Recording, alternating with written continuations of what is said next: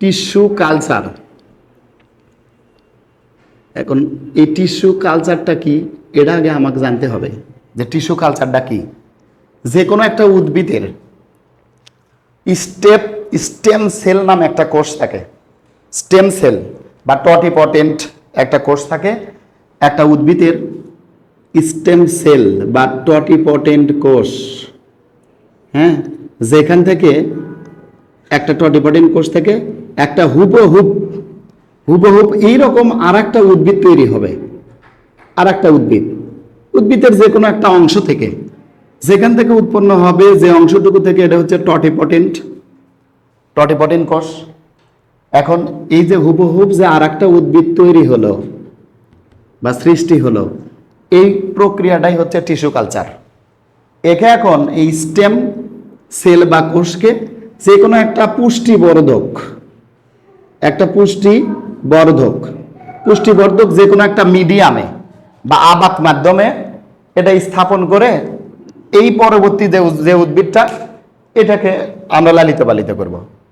তাহলে উদ্ভিদের একটা টটিপটেন্ট কোষ থেকে যখন আমরা কোষ নিয়ে হুবহুব আর একটা উদ্ভিদ আমরা তৈরি করব, এই প্রক্রিয়াটাই হচ্ছে টিস্যু কালচার। এখন এই টিস্যু কালচারের বিভিন্ন ধাপ আছে।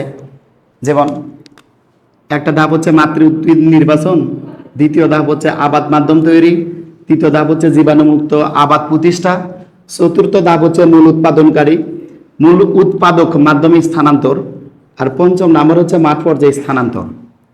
তাহলে মাতৃ উদ্ভিদ নির্বাচন,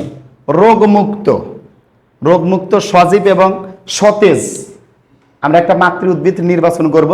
সেই মাতৃ উদ্ভিদ থেকে কিছুটা একটু নমুনা নেব, যেটা টটিপটেন্ট কোষ বা স্টেম সেল। এই নমুনাটা নিয়ে আমরা এই নমুনা টিস্যুকে আবাদ মাধ্যমে স্থাপন করব। যখন আমরা আবাদ মাধ্যমে স্থাপন করব, তখন আমরা আবাদ মাধ্যমটা তৈরি করব কিভাবে? আবাদ মাধ্যমটা তৈরি করব উদ্ভিদের অত্যাবশ্যকীয় পুষ্টি উপাদান, ফাইটো হরমোন, এগার, জমাটো বাঁধার জন্য এগার, তারপরে ইত্যাদি, এগুলো যুক্ত করে আমরা আবাদ মাধ্যম তৈরি করব। আবাদ মাধ্যম তৈরি করে উদ্ভিদের যে নমুনা অংশটুকু, এইটুকু আমরা এই আবাদ মাধ্যমে স্থাপন করব। স্থাপন করলে আবাদ মাধ্যমে একটা ক্যালাস তৈরি হবে। যখন ক্যালাস তৈরি হবে, তখন এই ক্যালাসকে আমরা আবার আলাদা করে অনুচারা তৈরির জন্য আর একটা মাধ্যমে স্থানান্তর করব। অনুচারা যখন তৈরি হবে, এই যে এখানে দেখেন অনুচারা তৈরির জন্য ক্যালাস থেকে আলাদা করা কোষ।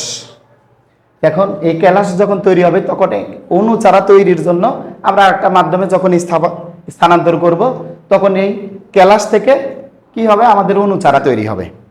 এখন এই অনুচারা যে তৈরি করব, যখন আমরা এই ক্যালাস থেকে অনুচারা তৈরির জন্য অন্য একটা মাধ্যমে স্থাপন করব, তখন যে মাধ্যমটা আমরা তৈরি করব, এই মাধ্যমটা একটা কাঁচপাত্র হইতে হবে বা কনিক্যাল ফ্লাক্স। সে যে কনিক্যাল ফ্লাক্সের মুখটি একটা অটোক্লেভ যন্ত্রের মাধ্যমে আমরা বন্ধ করে দেব। বন্ধ করে 121 ডিগ্রি সেলসিয়াস তাপমাত্রায় 20 মিনিট ধরে আমরা রাখে দিব। 20 মিনিট ধরে রাখে দিলে আমাদের যখন অনুচারাটা তৈরি হবে, এই অনুচারার যখন আবার আমরা মূল উৎপাদন করব, তখন আবার অনুচারাকে মূল উৎপাদনকারী একটা আবাদ মাধ্যমে স্থানান্তর করব। যখন একটা আবাদ মাধ্যমে স্থানান্তর আমরা করব মূল উৎপাদন হওয়ার জন্য, যখন মূলটা উৎপন্ন হবে, তখন একে আবার পরিবেশের সাথে খাপ খাওয়ার জন্য আমরা আর একটা মাধ্যমে স্থানান্তর করব।